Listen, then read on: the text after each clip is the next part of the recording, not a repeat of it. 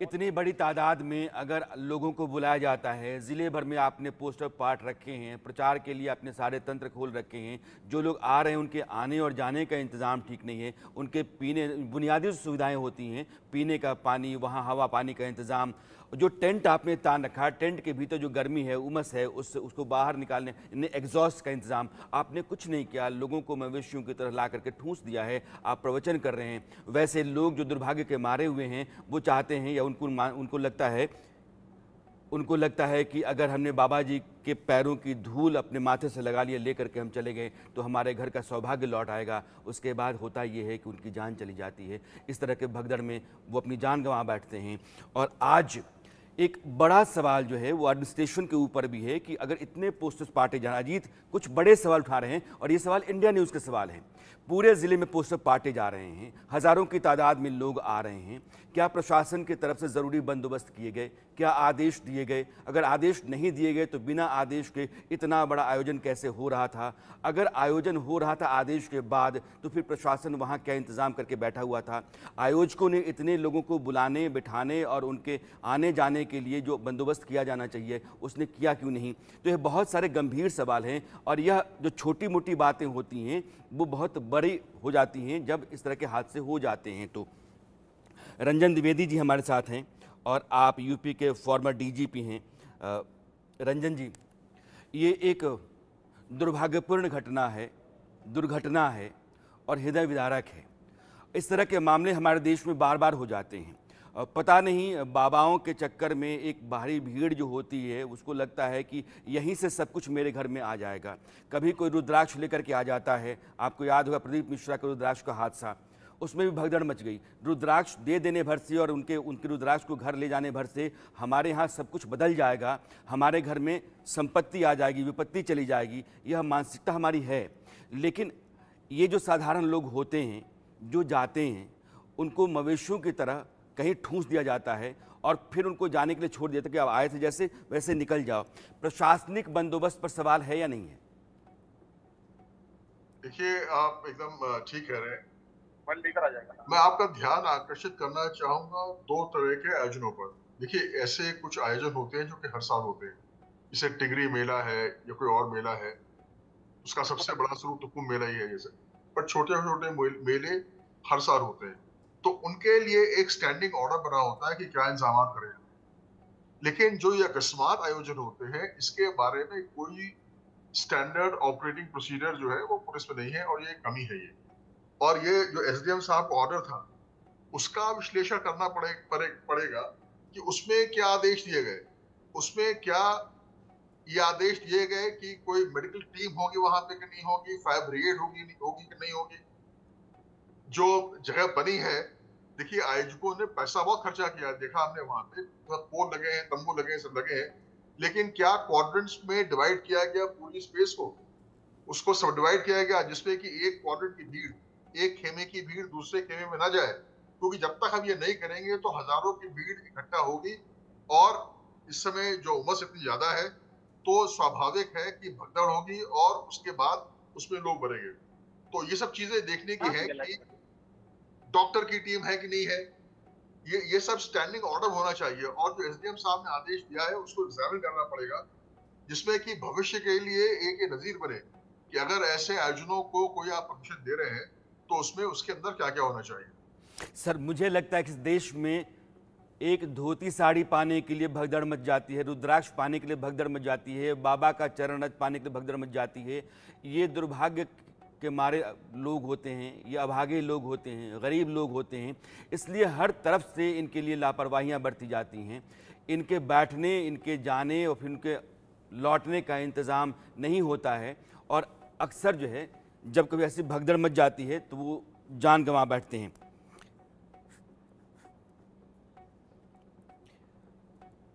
Doctor SNS Yadav साहब हमारे पास जुड़ रहे हैं। आप पूर्व मेडिकल ऑफिसर हैं। सर, ये एक बड़ा सवाल है। हज़ारों की तादाद में जब भीड़ इकट्ठा होती है वहाँ कोई भी हादसा हो सकता है, दुर्घटना हो सकती है।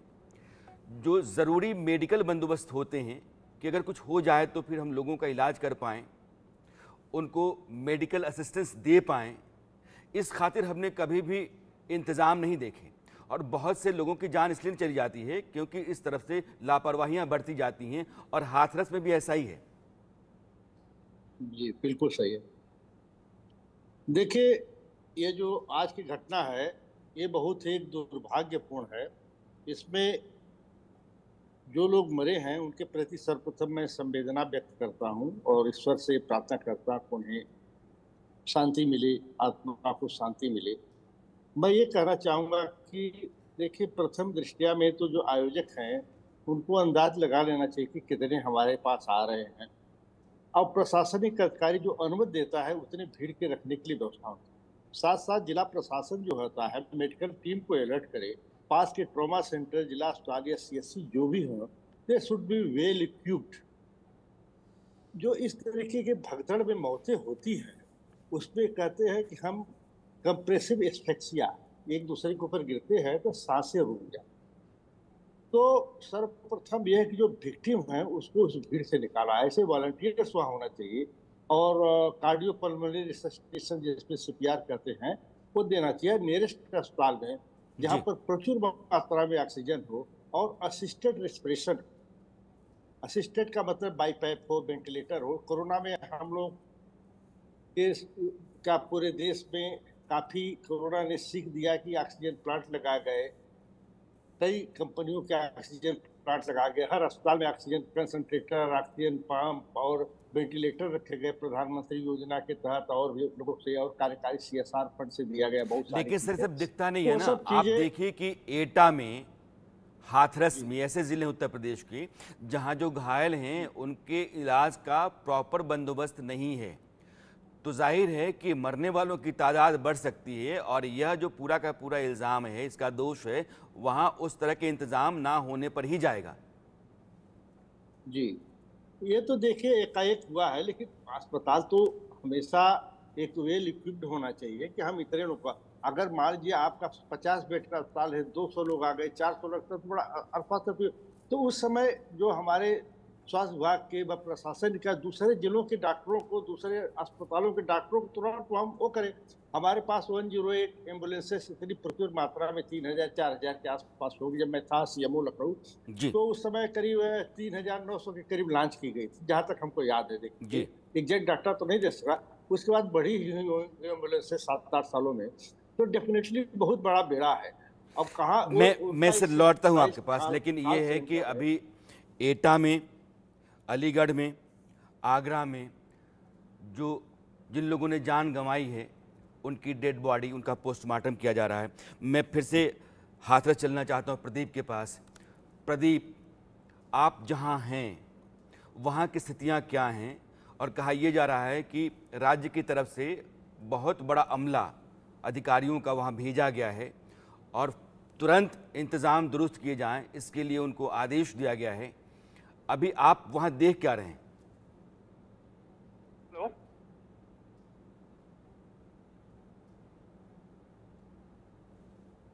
आप अनम्यूट कर लो प्रदीप।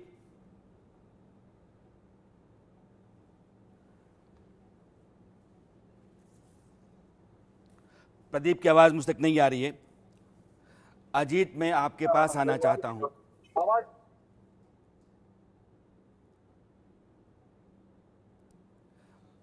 अजीत, ये ठीक है कि जांच होगी, कमेटी बन गई है, दोषियों को पकड़ा जाएगा, लेकिन जो एहतियाती बंदोबस्त होते हैं, अब फर्ज कर लीजिए कि मैं 2-3 बातें चाहता हूँ, ये तो सरकार के स्तर पर, प्रशासन के स्तर पर इस देश में एसओपी की तरफ लागू हो जाना चाहिए। कोई बाबा का चरण जो है उसकी धूल नहीं उठाएगा, कोई बाबा का रुद्राक्ष जो है उसके लिए मारामारी नहीं होगी। बाबा रुद्राक्ष फेंक करके और लोगों के बीच में भगदड़ पैदा नहीं कर सकता है। बाबा ये तय नहीं करेगा कि मेरी जो चरण की धूल है उससे आपका सौभाग्य लौटता है। यह जो स्थितियां होती हैं वो लोगों को मजबूर करती हैं भगदड़ पैदा करने के लिए। यह अपने आप में ऐसी स्थिति है जिसको रोका जा सकता है। अगर हमको पता है कि बाबा की पैरों की धूल के लिए लोग मारामारी करेंगे या किसी बाबा के रुद्राक्ष के लिए मारामारी करेंगे या किसी बाबा के हाथ छू लेने भर से मारामारी करेंगे, तो ऐसी स्थितियों को तो रोका जा सकता है और ये तुरंत हो जाना चाहिए था। देखिए, बिल्कुल सही बात आपने कही कि इस पर पूरी तरह से प्रतिबंध लगना चाहिए। अगर आप चरण की रज उठाते हैं और उसको माथे पर लगाते हैं, लेकर जाते हैं, और ये देखिए महिलाएं इसलिए करती हैं कि महिलाएं ज़्यादा आस्थावान होती हैं कि उनके घर में सब कुछ ठीक हो जाएगा, उनका वास्तु ठीक हो जाएगा, उनका परिवार ठीक हो जाएगा और दुर्भाग्य जो है वो सौभाग्य में बदल जाएगा। लेकिन उन्हें नहीं पता कि ऐसे बाबाओं के साथ या पीछे भागने में हो सकता है कि ये कंडीशन आए कि सभी के सभी काल के गाल में समा जाए। 100 से अधिक मौतें अपने आप में बहुत बड़ी मौतें हैं, बहुत बड़ी दुर्घटना है। मुख्यमंत्री ने देखिए, आपको अपडेट बता दें कि केंद्रीय गृह मंत्री अमित शाह ने मुख्यमंत्री से बात की है और गाजियाबाद से एनडीआरएफ की टीम भी हाथरस भेजी गई है जो डेड बॉडीज है, क्योंकि मुख्यमंत्री ने कहा है कि जैसे जैसे पोस्टमार्टम होते जाएंगे उनके शव को उनके घरों पर ससम्मान पहुंचाया जाएगा, अंतिम संस्कार कराया जाएगा। मुख्यमंत्री की तरफ से अभी भी हाई लेवल मीटिंग मुख्यमंत्री आवास पर चल रही है। जो प्रमुख सचिव मुख्यमंत्री हैं संजय प्रसाद, एसपी गोयल, जो सूचना निदेशक हैं शिशिर सिंह, इसके अलावा जितने भी बड़े आला अधिकारी हैं, एडीजी, एलओ, सभी लोग मौजूद हैं। इसके साथ ही जो 2 मंत्री हैं सरकार के, कैबिनेट मंत्री लक्ष्मी नारायण चौधरी जो मथुरा से आते हैं, उनको मौके पर भेजा गया है। संदीप सिंह जो कल्याण सिंह के पोते हैं, उत्तर प्रदेश सरकार में मंत्री हैं, उनको वहां पर भेजा गया कि आप जाइए और रहिए, सीधे संवाद करिए, कहीं कोई संवादहीनता ना हो, क्योंकि बहुत बड़े पैमाने पर सिर्फ 2 अस्पताल मिला के लगभग 100 डेड बॉडी है। इसके अलावा बहुत सारे लोग अलग अलग जगहों पर ले गए, वो अस्पताल दूसरे जिलों में भी ले गए, वो धीरे धीरे ये संख्या बढ़ेगा, बार बार ये कहा जा रहा है। इसीलिए मुख्यमंत्री ने कहा कि 5 जिले के जो सीएमओज हैं उनको अलर्ट पर रखा गया, एम्बुलेंस को अलर्ट पर रखा गया। लेकिन सबसे बड़ा सवाल यही कि ये घटना हुई क्यों, इस घटना के पीछे जिम्मेदार कौन है? क्या लोकल इंटेलिजेंस यूनिट ने रिपोर्ट नहीं लगाई, आयोजकों ने सही बात प्रशासन को नहीं बताई, क्या सिर्फ थाने स्तर पे ही एप्लीकेशन दे के उसकी अनुमति ले ली? 200 से 500 लोगों की अनुमति लेकर 25,000 लोगों को कैसे आप बुला सकते हैं? और पुराना वीडियो भी अगर आप देखिए तो भोले बाबा की जब सत्संग होता है, सभा होता है, तो बहुत बड़ी भीड़ आती है और पीछे पीछे गाड़ी के काफिले के पीछे पीछे वो भागती है, जहां पर वो खड़े होते हैं वहां की मिट्टी का रज उठाकर माथे पर लगाती है। आज भी वही एग्जैक्ट हुआ। आपने कार्यक्रम तो कर लिया, पीने की पानी की व्यवस्था नहीं की, पंडाल में कूलर पंखे नहीं लगाए, यानी जो माहौल था वहां का, उसको आपने, जो ह्यूमिडिटी थी उसको आप कम नहीं कर पाए। इसके साथ ही वहां मेडिकल सुविधा आपने कुछ नहीं किया, आपने एग्जिट और एंट्री पॉइंट नहीं बनाया, आपने डी नहीं बनाया। आपके अपने वॉलंटियर तो पहुंच जाते हैं 100-200 अपनी अलग से वर्दी पहनकर, अपना काम तो आप कर लेते हैं, लेकिन जो पब्लिक है, जो आस्था में आती है, आपसे आशीर्वाद लेने आती है, आज उसको ये लगता है कि हम बाबा के पास जाएंगे और ये हमारे सारे कष्ट दूर कर देंगे। लेकिन आप कष्ट दूर करने के बजाय आज आपने सैकड़ों परिवारों के कष्ट को बढ़ा दिया। किसी का पिता चला गया, किसी की मां चली गई, ये हमारे देश का दुर्भाग्य भी है। जब कभी भी आप बाबाओं और मठों के आसपास भगदड़ होती है, उस भगदड़ में जो लोग जाते हैं या उस तरह के आयोजनों में, सत्संगों में जो लोग जाते हैं, उनको देखिएगा चरमराई हुई चप्पलों, लगभग फट चुके जूतों और मैले कुचले कपड़ों के साथ होते हैं। ये वैसे लोग होते हैं जो हमारे समाज का कमज़ोर तबका होता है और वो कहीं ना कहीं अपनी ज़िंदगी में कोई उम्मीद चाहता है। उम्मीद सत्संग में मिलेगी इसलिए वो जाता है। सत्संग उसको सबल करने के लिए है, उसको आत्मबल देने के लिए है, उसको और जिंदगी जीवन में बेहतर कैसे कर सकता है इसके लिए रास्ता देने के लिए। सत्संग इन टोटकों के ज़रिए उसको भड़काने और भगदड़ के लिए मजबूर करने के लिए नहीं होता है कि मेरे चरण का रज उठा लो, मेरा रुद्राक्ष ले लो, मुझको छू लो, इससे तुम्हारा कल्याण हो जाएगा, इससे तुम्हारा सौभाग्य लौट आएगा। और महिलाएं जो अपना घर परिवार चलाने के लिए लगातार मरती खपती रहती हैं, उनको लगता है कि शायद मेरे घर में कुछ बेहतरी हो जाए, मेरे बेटे, मेरी बेटी, मेरे पति के जीवन में कुछ रोशनी लौट करके आ जाए। ये रोशनी लाने की जो जिद होती है वो अंधेरे में उनको धकेल जाती है और आज यही हुआ है। उस भगदड़ में जो आज हुई है, मारे गए लोगों में से ज़्यादातर महिलाएं और बच्चे हैं।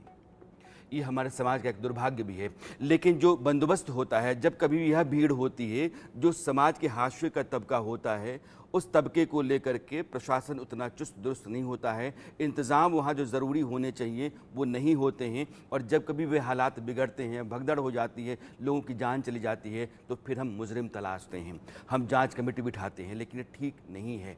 उससे पहले ही एहतियाती बंदोबस्त किया जाना चाहिए। यह जितनी भी जाने गई हैं इनको रोका जा सकता था। जो आयोजक हैं मनमाने तरीके से कहीं भी कुछ भी आप घेर करके और कनात लगा करके लोगों को बुला लेंगे, बैनर पोस्टर टांग देंगे और प्रशासन यह सब कुछ अपनी आंखों के नीचे होते देखता रहेगा, ऐसा संभव नहीं हो सकता। इसलिए ये एक बड़ी लापरवाही है, बड़ी लापरवाही है और इन लापरवाहियों ने बड़ी तादाद में लोगों की जान ली है। इसलिए मामला बहुत संगीन है। मैं अभी प्रदीप के पास फिर चलना चाहता हूँ, हाथरस। प्रदीप, ताज़ा स्थिति अगर आपके पास कुछ है तो आप बताएं।